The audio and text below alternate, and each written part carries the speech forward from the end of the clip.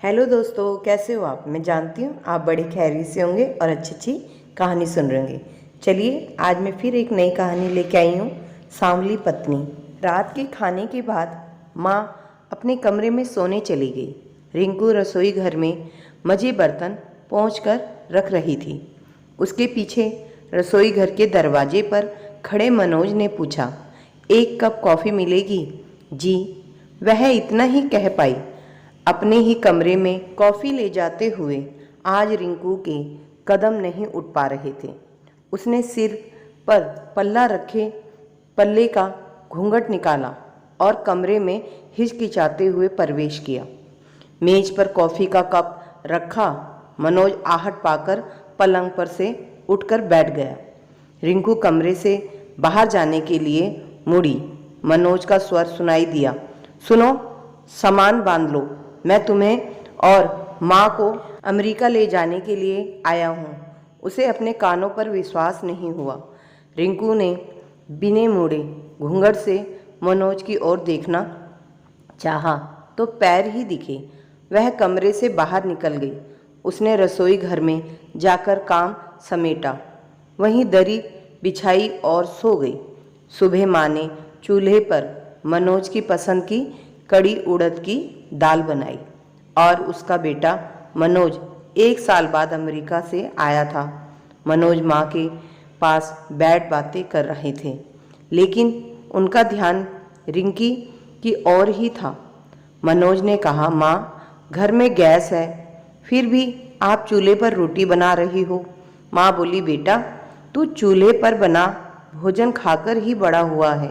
और कहने लगी, रिंकी बहू भी चूल्हे पर रोटी बना लेती है, मेरा बहुत ध्यान रखती है, मुझे कोई काम नहीं करने देती है, यह अच्छे स्वभाव की है। माँ तवे पर मक्के की रोटी पलटते हुए दुआएं देते हुए बोली, भगवान ऐसी बहू सबको दे। माँ रिंकी की तारीफ किए जा रही थी। मनोज ने देखा कि रिंकी बरामदे में आ रही धूप में सूखने के लिए गीले कपड़े फैला रही थी। उस समय भी उसने घूंघट निकाल रखा था। उसे याद आया कि कल शाम जब वह बिना किसी सूचना के घर आया था, माँ के साथ बरामदे में गेहूं बिन रही थी। रिंकी ने उसे देखते ही घूंघट कर लिया और अंदर चली गई।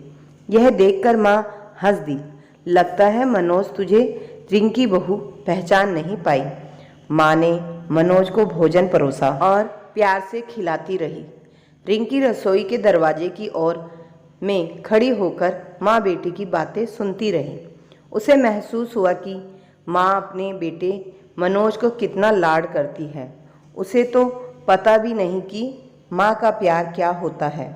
वह 2 साल की थी, तभी ना जाने किस बीमारी से उसकी माँ की मृत्यु हो गई। घर के लोगों ने पिता रामलाल का दूसरा विवाह कर दिया। रिंकी अपनी शादी पूर्व की यादों के सिलसिले के बीच घर के काम निपटाने लगी। बुआ विधवा और बे औलाद थी। बुआ का ससुराल रामलाल के घर के पास के मोहल्ले में ही था।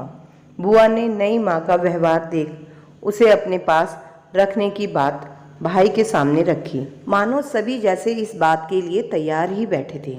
बुआ ने उससे गोद ले लिया और नाम दिया रिंकी। सांवले रंग, आकर्षक नैन नक्श की रिंकी देखते ही देखते कब बड़ी हो गई पता ही नहीं चला।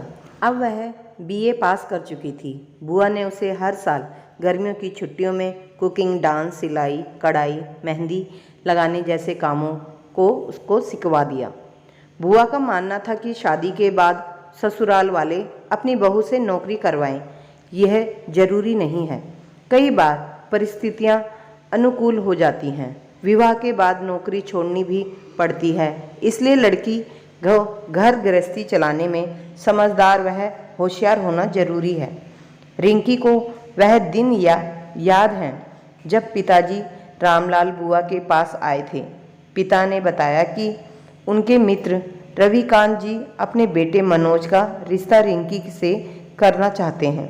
मनोज इंजीनियर है, वहीं अमेरिका में उसकी जॉब लगी है। बुआ को क्या चाहिए था? समान आर्थिक स्थिति वाले परिवार को गौर वर्ण का साथी है। इंजीनियर वर मनोज के बारे में सुना, बुआ तुरंत राजी हो गई। बुआ ने रिंकी से पूछना चाहा तो वह पहले शर्मा गई, फिर बोली, आप और पिताजी को जो अच्छा लगे वो करना, मेरे लिए अच्छा ही करोगे। यह सुनकर बुआ रिंकी पर निहाल हो गई। लड़का लड़की देखने दिखाने के बात पर रविकांत जी ने स्पष्ट मना कर दिया। वह बोले, मनोज मेरा बेटा है, ना उसके लिए गुणवान बहू ले जा रहा हूँ। वह मेरी कोई बात टाल नहीं सकता। वह अमेरिका से आ रहा है, पहले मुहूर्त में विवाह होगा। रिंकी बहुत खुश हुई। इसी कस्बे में उसकी शादी हो रही है, इसलिए वह बुआ का भी ख्याल रख पाए। तभी माँ का स्वर सुनाई दिया तो वह अतीत से बाहर निकल गई। रिंकी बेटा, थाली परोस कर ले आओ, हम दोनों को ही खाना है। हाँ माँ, अभी आई। और वह सास को माँ ही कहती थी। मनोज भोजन कर अपने बचपन के मित्र के घर मिलने जा चुका था। माँ ने अपने रिश्तेदारों को लाडले के आने की सूचना दी। शाम होते होते सगे संबंधी व मित्र पहुँचने लगे। देर रात तक रिंकी सबके लिए चाय नाश्ता भोजन की व्यवस्था करती रही। बीच बीच में आकर माँ हाथ बटाती रही। माँ हर एक के सामने बहू रिंकी की प्रशंसा करती रही और वह थक भी नहीं रही थी मेरी प्रशंसा करते हुए। सब मेहमानों के जाने के बाद मनोज पलंग पर लेट गया। उसे याद आया कि पिछली बार पिताजी की मृत्यु का समाचार पाकर यहाँ आया था, तब रिश्तेदारों से घर भरा था। तब वह रिंकी से कोई मन की बात नहीं कर पाया। 3 कमरे के घर में यह कमरा कभी उसका था। मनोज का ध्यान कमरे की ताक में रखी रिंकी के फोटो पर गए। उसकी नज़र ठहर गई। मुस्कुराती रिंकी, बीएड कॉलेज की पोशाक में रिंकी, बीएड कॉलेज में प्रथम पुरस्कार लेती रिंकी और ना जाने किन किन अफसरों की तस्वीरें मनोज को आज रिंकी बेहद खूबसूरत दिख रही थी। मनोज को पिताजी याद आ गए। उन्होंने ही रिंकी को बीएड चयन परीक्षा की तैयारी करने को कहा था। सोचते हुए पिता की याद में उसकी आंखें नम हो गई। पिताजी ने ही उसे पत्र लिखकर रिंकी के बीएड के चयन का समाचार दिया था। वह ईमेल के ज़माने में भी पत्र लिखने में विश्वास रखते थे। आज वह पत्र उसकी संपत्ति है। पिताजी के स्वर्ग सिधारने के बाद रिंकी ने पत्र लिखकर भेजना शुरू किया। मनोज को आज भी वह दिन याद है जब रिंकी ने पत्र में लिखा था कि वह माँ के कहने पर पत्र लिख रही है। अंग्रेजी में लिखे पत्र को वह देखता ही रह गया था। मोतियों से अक्षर से उम्मीद नहीं थी कि रिंकी इतनी अच्छी तरह से अंग्रेजी भाषा जानती है। तब से मनोज की आंखों में रिंकी की सूरत बस गई। मन रिंकी से मिलने को बेताब हो गया। मन में जो जो रिंकी के पास जाने का ख्याल आता, त्यों त्यों एक पर्सन सिर उठाने लगता कि क्या रिंकी उसको माफ़ करेगी। सोचते सोचते कब नींद ने उसे अपनी चादर में समेट लिया। पता न चला। रसोई घर में दरी पर लेटी रिंकी की आंखों में नींद कोसों दूर थी। रिंकी को याद आ रहा था जब वह दुल्हन बनकर इस घर में आई थी। यहाँ गुजरी विवाहित जीवन की पहली रात नागिन की तरह आज भी डसती है। उस रात घूंघट के आड़ से उसने देखा कि मनोज कमरे में आ चुके हैं। रिंकी ने पलंग से उठकर मनोज के पैर छुए। अरे अरे, ऐसा ना करो, मनोज ने अपने पैर पीछे करते हुए कहा। आज की दुनिया में महिला पुरुष सब समान हैं, सबको भगवान ने बनाया है। रिंकी गदगद हो गई थी। तभी मनोज ने रिंकी का घूंघट हटाया। रिंकी नजरें झुकाए हैं।